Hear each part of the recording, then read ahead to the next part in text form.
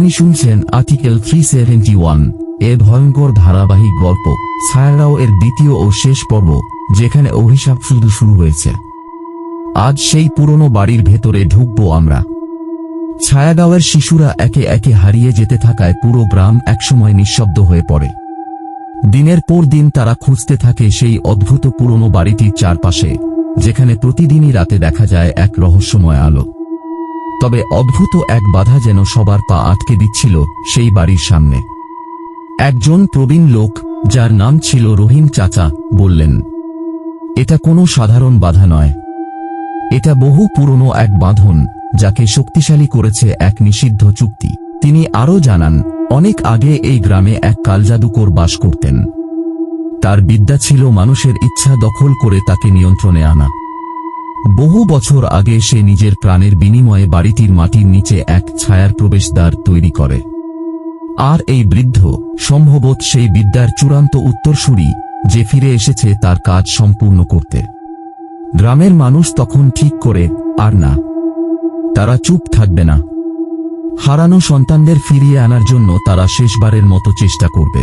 পরিকল্পনা শুরু হয়। গ্রামের বয়স্ক ও অভিজ্ঞ লোকেরা মিলে গড়ে তোলে এক বিশেষ ঘেরাও ব্যবস্থা।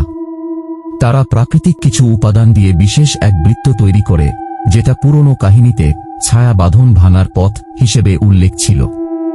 এক রাতে নির্ধারিত সময়ে তারা সবাই একত্রিত হয় সেই বাড়ির সামনে। বাতাস হঠাৎ করে থেমে যায়। পুরো আকাশ কালো মেঘে ঢেকে যায়।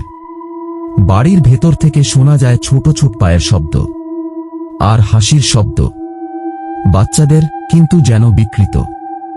বৃত্তের ভেতর দাঁড়িয়ে গ্রামের লোকেরা একসাথে একটা ধ্বনি তোলে। সেটি ছিল একটি শব্দচক্র, যা সময়ের গভীরতা থেকে তৈরি, কেবল আত্মরক্ষার জন্য। হঠাৎ করে পুরো বাড়িটি কাঁপতে থাকে। জানালার কাঁচ একে একে ফেটে পড়ে। সেই বৃদ্ধর কণ্ঠস্বর শোনা যায়, তোমরা কি ভাবছ আমাকে থামানো যাবে? কিন্তু গ্রামের মানুষ পিছু পা হয় না। তারা বৃত্ত ঠিক রাখে। আর কিছুক্ষণের মধ্যেই এক বিকট চিৎকারে পুরো বাড়িটা আগুনে জ্বলে ওঠে। কিন্তু কোনো সাধারণ আগুন নয়, বরং যেন এক ধরনের আলো, যেটা সমস্ত অন্ধকার শক্তিকে ধ্বংস করে দেয়। জ্ঞান ফেরে যখন, দেখা যায় হারানো শিশুরা সব এক এক করে বাড়ির পেছনের ঝোপের ভেতর থেকে বেরিয়ে আসছে। চোখে জল, কিন্তু তারা নিরাপদ। গ্রামের মানুষ আনন্দে কেঁদে ফেলে। শেষে কি হয়? বাড়িটি ধ্বংস হলেও তার জায়গাটা এখনো ফাঁকা পড়ে আছে।